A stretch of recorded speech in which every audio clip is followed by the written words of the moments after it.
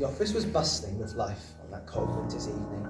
Frantic rushing of papers from one person to another, each containing the many stories that West Virginia was begging for.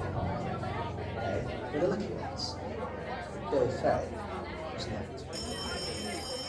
He sat by his desk, his head slumped in his hands, and sighing instead of writing. As always, he was left with the scraps of the goings-on around town. Something about some old bag turning 100 was lazily typed into his paper, along with the date, December 13th, 1967. He stared down at his typewriter, his keys begging to be pressed once more. Bill couldn't bring himself to do it. How many more times must I write crap like this? His mind huffed as he looked over the officers' labelled shirts. So cool, in fact, that they don't need to wear a tie about the office, or do their shirts all the way up. Yet he walks in every day with his coffin of a suit and is treated like he's invisible. Bill spits his many assholes. Why should they get all the good stories? Bill was a far better journalist than any Rod, Todd, or Bob. He actually knows how to spell literate.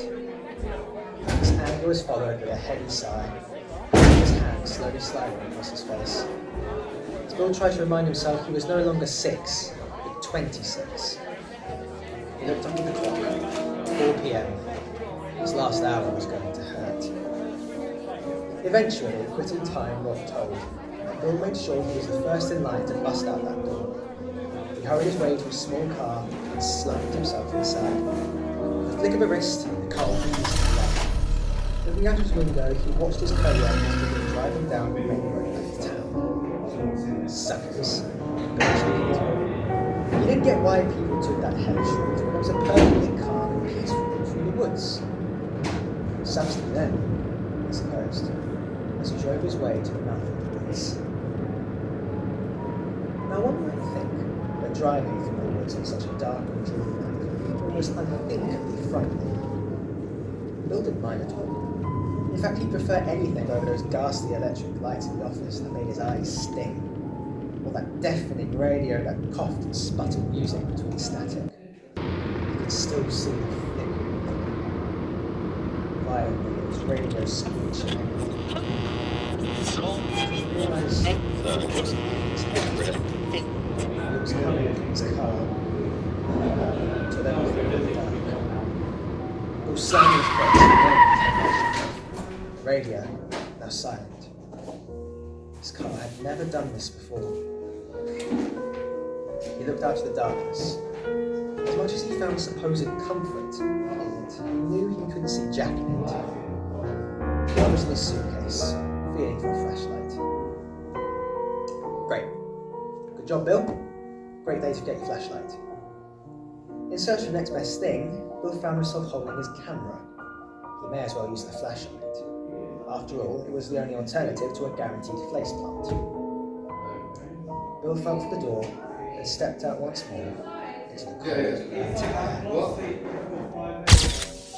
He was by the side of his car, the starting line. He'd overstepped like an absolute moron. I was now by a tree. He'd reached the finish, now standing by the car's bonnet. Feeling for the bonnet with his other hand, he decided to deal with the issue the American way. It took perhaps 6 or 7 solid smacks to the bonnet until the car lights buzzed to life once more. Light filled the air around Bill as he sighed in relief. Mission successful. Shuffled himself, and camera still in hand, he turned to go back to his car door and felt his blood run cold. It was standing beneath the headlights. Its tall and twisted hairy limbs like dying branches caked in mould. Its eyes did not blink, those fiery red embers that looked straight into him, burned him, scalded him. And then Bill screamed. His eyes slammed shut and his fingers clenched as another flash filled the air, along with the ear-piercing screech. A gust of wind shook Bill's very bones as the screeching seemed to get quieter and quieter. Finally, Bill opened his eyes and saw nothing before him. He scrambled to his car and sped down the gravel path, constantly looking in the mirrors as he wheezed for air amidst his panic. When he finally got home, he raced up the stairs of his apartment, practically breaking its hinges as he unlocked and ripped through the door, slamming it behind him.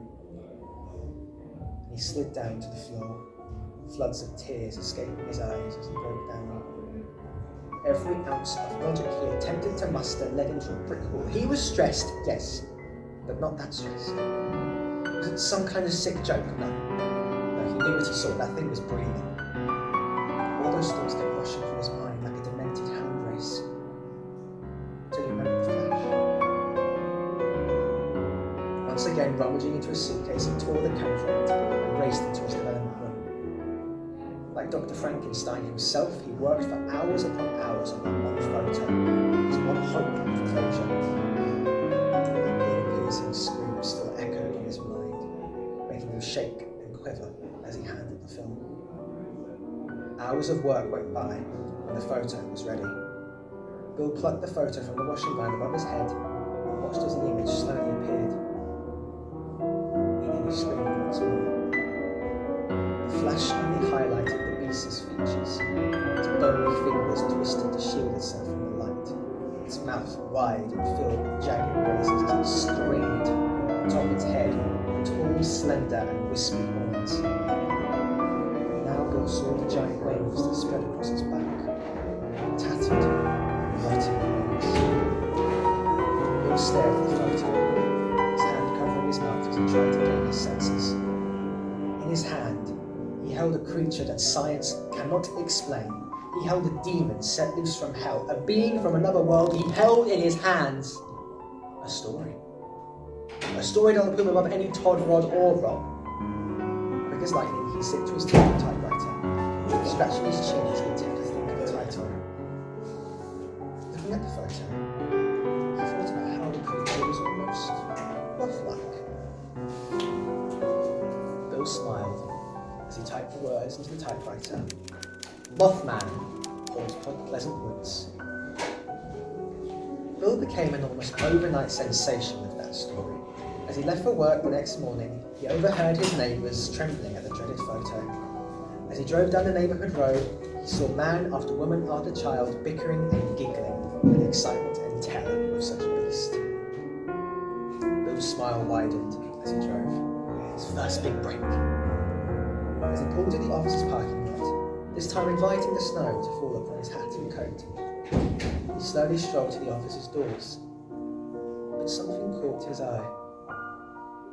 Graffiti had been sprayed onto the walls again, but not the usual profanities or crude sketches of genitals.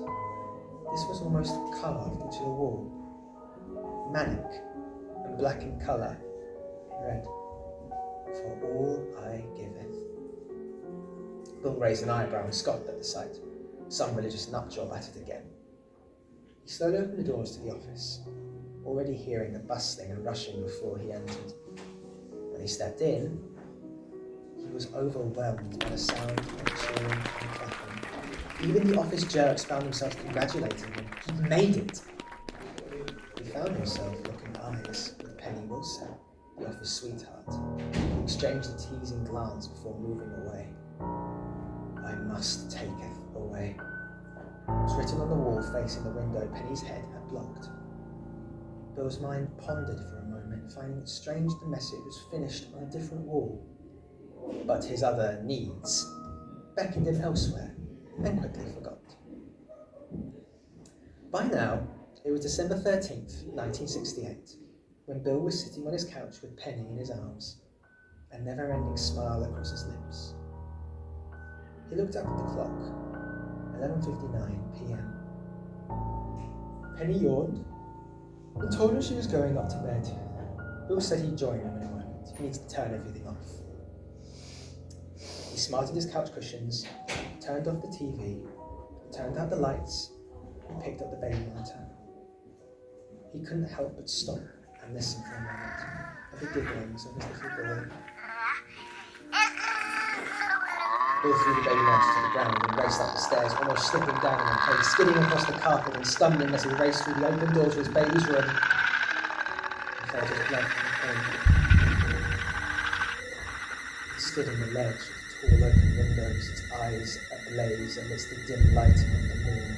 In one twisted arm that cradled Bill's baby. Over its shoulder was a slumped Penny, her eyes wide open, yet faded in colour, drooling from the mouth. Bill couldn't move. Those eyes would not let him. Eyes that burned him, scolded him, branded him. Silence was empty as he watched him fly away. Tears flooding from his eyes as he remembered